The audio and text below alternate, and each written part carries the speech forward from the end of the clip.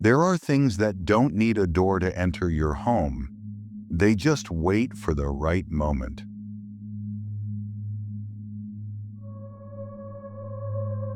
It seems to only appear when I'm weak, and I know it's real. It doesn't show up when I'm happy or healthy or strong. It waits, it watches, and when I'm at my lowest, it comes closer.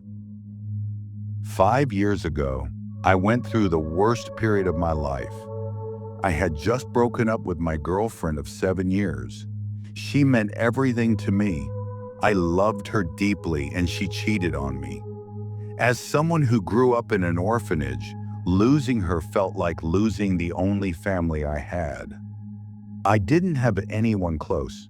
No best friends, no siblings, just her. And now, not even that. Don't do what I did.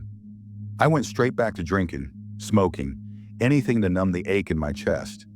I'd sit alone in my tiny apartment night after night, just trying to forget. One night after a long shift at work, I stopped by my usual bar. It was around 10 p.m.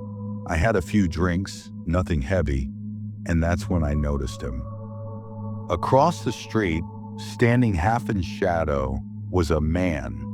At least I thought it was a man. His silhouette was off. His head looked too large. Not just big, wrong, broad, bulbous. He was facing the bar, standing still in the dark. I couldn't make out his face. Maybe he was waiting for someone, I told myself.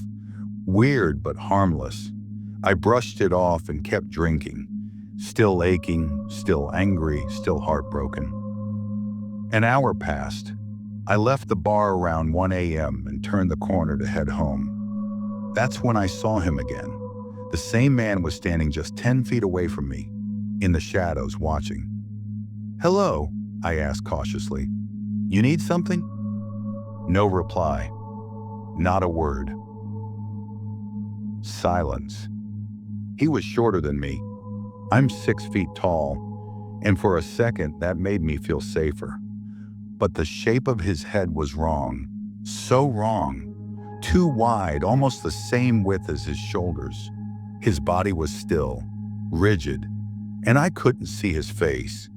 He stayed just out of reach of the streetlight. I didn't want to fight.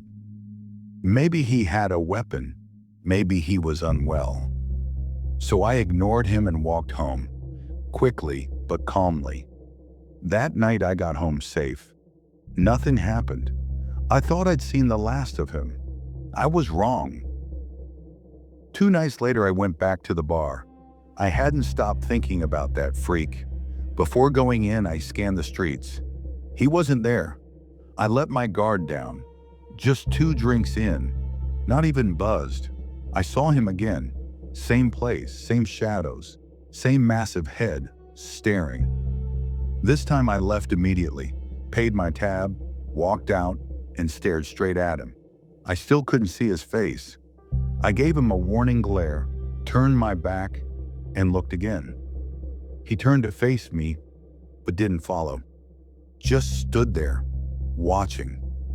At home, I was jumpy. I locked all the doors, pulled all the curtains. Still uneasy, I cracked open a few beers and turned on the TV. Hours passed. The drinks kept flowing. I passed out on the couch, flat on my back, staring at the ceiling. I had a dream where my ex came back and hugged me. And for a second, I believed it. I felt warmth. I felt comfort. Then I remembered what she did.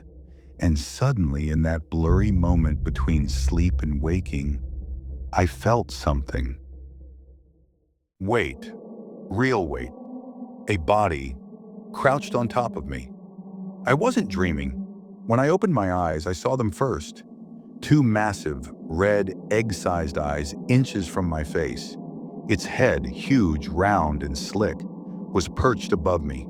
Its skin glistened. Its eyes bulged upward like a demonic frog. It wasn't lying on me, more like squatting, observing. It was the man, or whatever it was, that had been watching me. I panicked. I threw it off with everything I had, leapt off the couch, and put distance between us. That's when I saw its full body. It wasn't wearing clothes. What looked like clothes were sagging skin flaps, hanging from its arms and legs, like it had been hiding in loose skin. It looked vaguely human from far away, but up close, it was something else, something wrong. It didn't attack. It didn't speak. It ran, scurried into my bedroom. I chased it, but when I got there, it was gone. Just gone. I was left shaken, questioning everything. But it was real. I know it. It touched me. Its weight was real. Its skin was cold and clammy. I searched online for hours. Cryptids, shadow people, skinwalkers. Nothing matched. From that night on, I couldn't relax at home.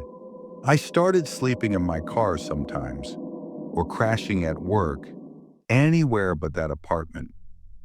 One night I was sitting outside a convenience store, sipping a can of beer.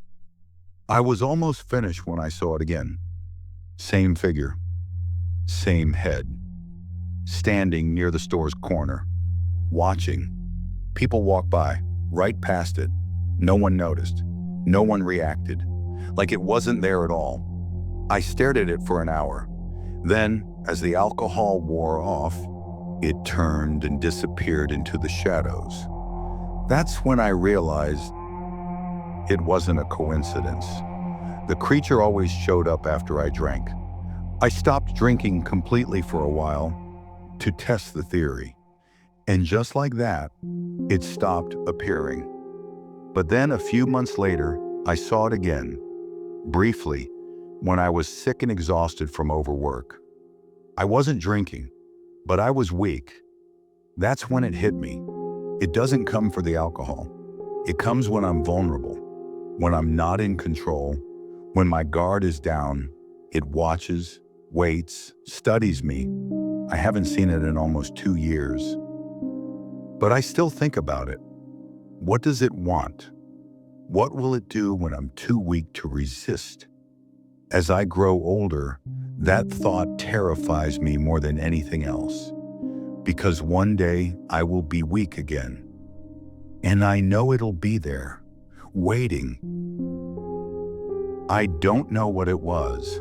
I just know it's still out there. Thanks for listening.